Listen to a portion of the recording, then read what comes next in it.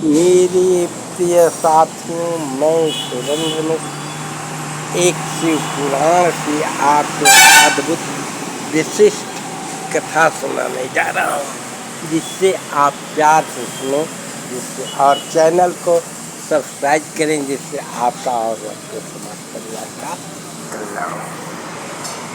एक बार भोले शंकर सती पार्वती से कहते हैं कि चलो कथा सुना जाए।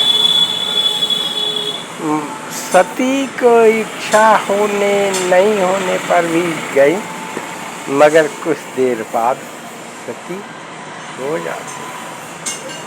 हमारे भोले भगवान विष्णु कथा सुनते हैं।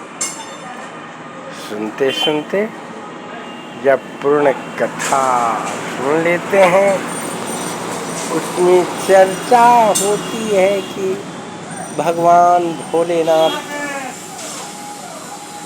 जब राजा दशरथ जी विष्णु रूप में प्रभु श्री राम का जन्म हो जाता है, तो वो उनको खोजते खोजते सीता को भटक रहे हैं जंगल जंगल। तो ये तो माँ पार्वती सती रूप में थी, सो गई थी। अब भोलेनाथ कहते हैं कि कथा सुनी है, तो वो कह रहे हैं कि मैं तो सो गई थी। तो कहेगी तो उससे क्या हो सकता है, ठीक है, अब जो हुआ सो हुआ, चलो हम लोग हैं। तो ये कह रही हैं नहीं, ये आदमी मानव है, ये बार बार जंगल जंगल सीता सीता सीता भटकता है। भोले शंकर कहते हैं नहीं, ये मानव नहीं, ईश्वर स्वरूप पार ब्रह्म परमेश्वर है। ये तो सो गई थी सती रूप में पार्वती, ये तो जानती नहीं थी। भोलेनाथ कहते हैं कि छोड़ो, चलो, ही कहे कि ना, मैं इस मानव को आज भुलवाऊंगा और सीता का रूप धर करके राम के पास जाती हैं, सीता स्वयं बनती।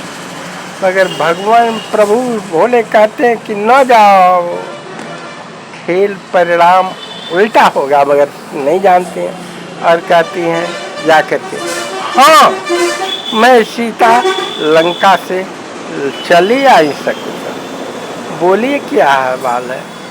तो राम तो समझ गए, सती हैं, कहती हैं बोलो माँ, हमारे भोलेनाथ जी कहाँ हैं।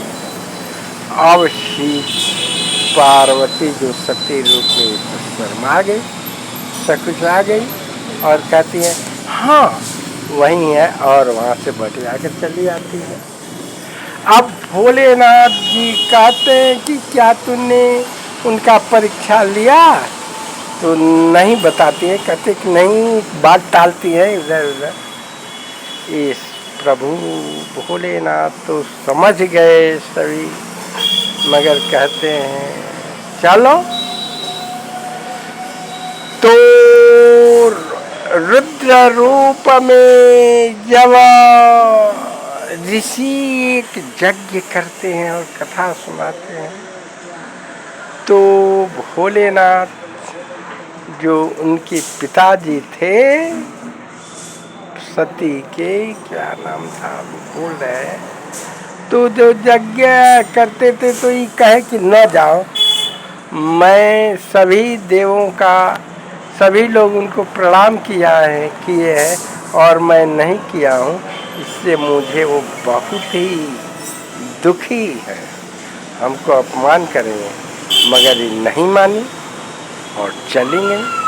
जब देखते हैं कि वहाँ भोलेनाथ का कोई आसन नहीं है, तो पिता और माँ से नाराज होकर अग्नि कुंड में जा करके अपने को चला लेती हैं। भोलेनाथ को यह खबर उनके एक दूत द्वारा ज्ञात होता है, दूत द्वारा ज्ञात होता है। जय भोलेनाथ।